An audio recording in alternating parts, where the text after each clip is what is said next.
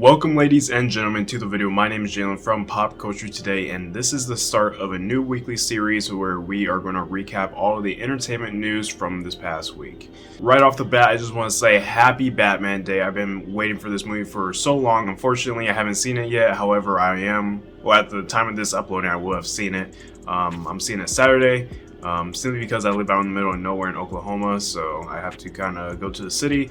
And I'm super stoked to see this movie. Batman is one of my favorite DC characters, and this has been on my radar for a long time. As of the time of me recording this video, I believe it's actually sitting at an 85 for critics and a 92 for audience. I want to say that's where it's at. So I'm hoping that it is as good as people are making it out to be. I hold Batman as a character up to a very high regard, just because I love the comics, I love the video games, I love the movies. So I'm hoping this is the Batman movie I've been wanting to see. If I'm correct, they're projecting that this movie is going to make about $300 to $400 million opening weekend, so we'll see how that goes. And if you've seen the Batman, let us know in the comment section below what you thought of the movie, if you enjoyed it.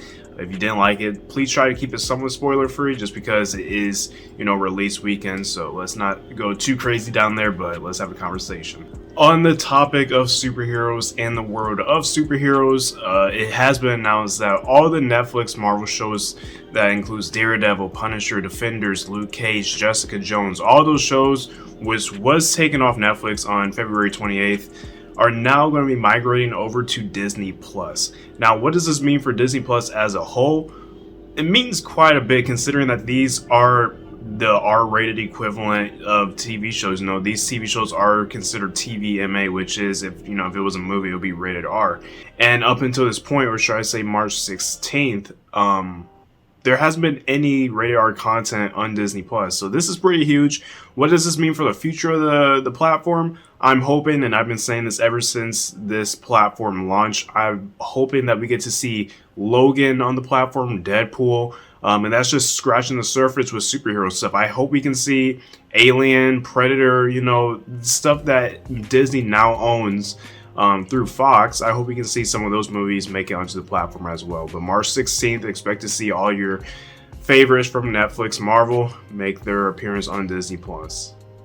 On the topic of Disney, it was also announced this past week that Indiana Jones 5 has finally wrapped filming. Now, as to where they are taking this movie, I have absolutely no idea. I don't know where they're going with the story. I wasn't a huge fan of Kingdom of the Crystal Skull, but Indiana Jones is a franchise I like to revisit every now and then, and Harrison Ford is one of my favorite actors.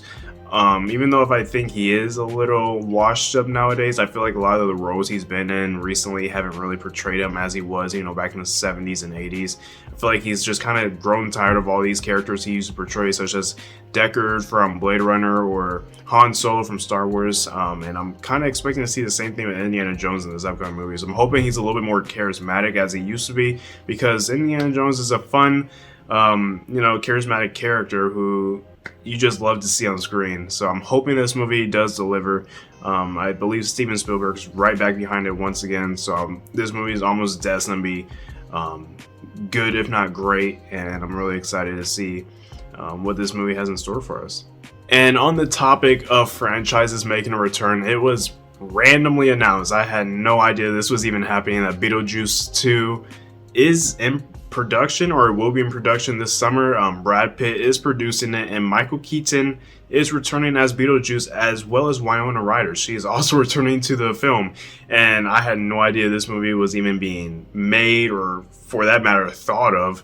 Beetlejuice is a movie I grew up watching all the time. I'm sure a lot of you guys grew up watching it as well. I just wasn't expecting to see this movie get announced, I guess. And if it's going to start filming this summer, I'm assuming it will probably release in theaters late 2023. They might try to pull, a Halloween release for 2023. So that is my best guess as of right now. But Beetlejuice 2 will start filming in summer of 2022, and we'll have to see where that goes, because I was not expecting that to even be conceived. Making our transition over to video game news, Twisted Metal has finally found a platform to launch on.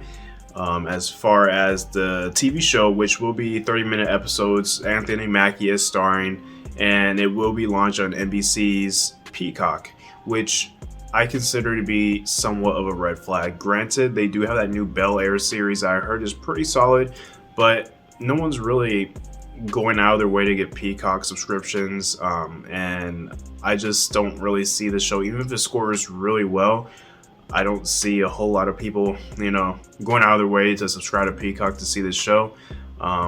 It's kind of a red flag because you have all these streaming services such as Netflix, Prime, Hulu, HBO Max, and none of them picked this up, even with Uncharted hitting theaters.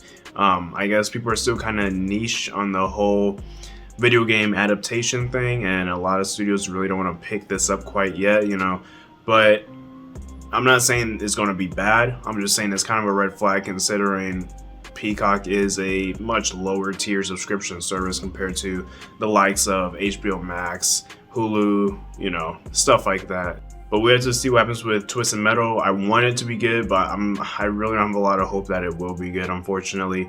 But you never know. Uncharted surprised a lot of people, so this might do the same.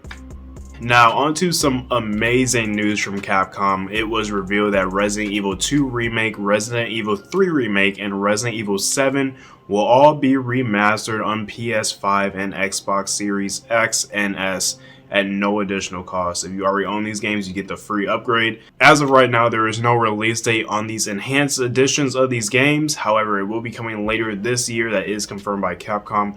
And I feel like this is just awesome. Resident Evil 8, it came out almost a year ago at this point. It's kind of crazy to think that game's almost a year old, but it came out last year and it was amazing. And I'm a huge fan of Resident Evil. I love 2 Remake, 3 Remake was, say what you want about it. I thought it was pretty solid. 7 was amazing and awesome, deviation of what Resident Evil was before. And I feel like these are some of the best Resident Evil games to get the remastered treatment on PS5. So I'm looking forward to that. And the fact that I don't have to pay a single dime out of my pocket to play them is even better.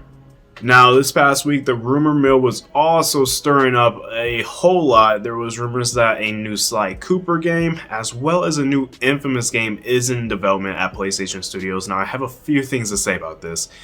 First off, take all this with a grain of salt. No matter where you see it, no matter who's saying it, no matter what platform you're seeing this news on, take it with a grain of salt until Sony or the developers confirm that these games are happening. Secondly, Sly Cooper is a series that I don't see Sucker Punch working on at this moment. If they are making a new Sly Cooper series, I see it being contracted out to the likes of Blue Point or Media Molecule. I just don't see Sucker Punch working on this game, considering all their focus right now is on Ghost of Tsushima. They're probably working on the second game right now. They are, probably have a huge hand in the film that's being adapted by the director of John Wick. And they most likely want to expand on the Legends mode, the multiplayer component to Ghost of Tsushima. I don't see them just abandoning that. That might become, its own separate game, kind of like what Factions 2 is going to be for The Last of Us. So I really don't see Sucker Punch developing this game, but if there is a Sly Cooper game being made, which there possibly could be, I see it being contracted out to a company such as Blue Point or Media Molecule or whoever. As for Infamous, I've been wanting Infamous for a long time to return. I am a huge fan of Infamous, and it sucks that we haven't gotten a new Infamous game since 2014, with that being Second Son. I guess First Light, if you want to count that as well. Now, I'm going to reiterate some of the things I said with Sly Cooper in the sense that I just don't see Sucker Punch solely focusing on one of these games. Like I said, Ghost of Tsushima is definitely their priority right now, that movie, the second game. Whether or not they want to expand on Legends mode, the multiplayer component, that is their priority right now, and I just don't see them fully, putting forth their entire workload towards a new Infamous game, although I want one so badly.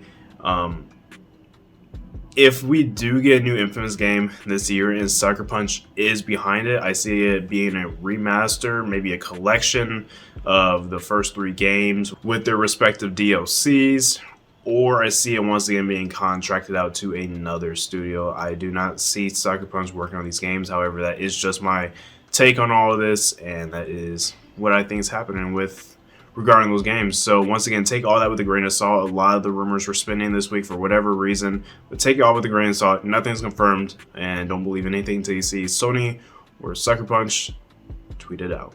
someone has actually modded the Batman into Sifu, a martial arts game that released about a month ago. And I'm going to link this video in the description below just because I thought it was awesome. I wanted to share it. I thought it was amazing, you know, the work he did already, considering this game just came out. And it's awesome to see the community behind Sifu putting forth cool and amazing work like this so far. So I'm going to link that video in the description in case you guys want to watch it. And the last bit of news we have going on for today is the fact that GTA 5 Expanded and Enhanced Edition for PS5, Xbox Series X and S is officially launching on March 15th. As for the upgrade path for this game, they really haven't said whether or not it's a free upgrade, so I'm assuming you have to pay for it. People are saying $60, $70. I doubt it. I'm not going to lie. I see at most $40. I don't see them charging full price for this, and if that is the case, I am not buying this until it is on sale. But they did confirm that you can transfer your saves, you can transfer your story progress, you can transfer your online progress, all that stuff can be transferred. You can actually start the transfer now, so by the time you launch it up on your next gen console, you already have everything ready to go. And that's going to conclude this video, ladies and gentlemen. That is all the news from this past week. Let me know what's on your guys' mind regarding all the entertainment news. I know it's kind of weird putting out a video, especially considering everything that's happening, you know, in the world and whatnot. And regarding the whole Russia-Ukraine thing, you know, sometimes it's nice just to talk about things that, you know, we love on this channel, that is entertainment and video games and whatnot, you know, just to take our minds off the serious stuff that is happening in the world around us.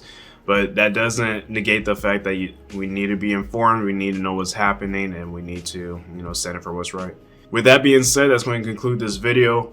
Thank you guys for watching, and we will see you guys next Saturday with another weekly recap. You guys take it easy.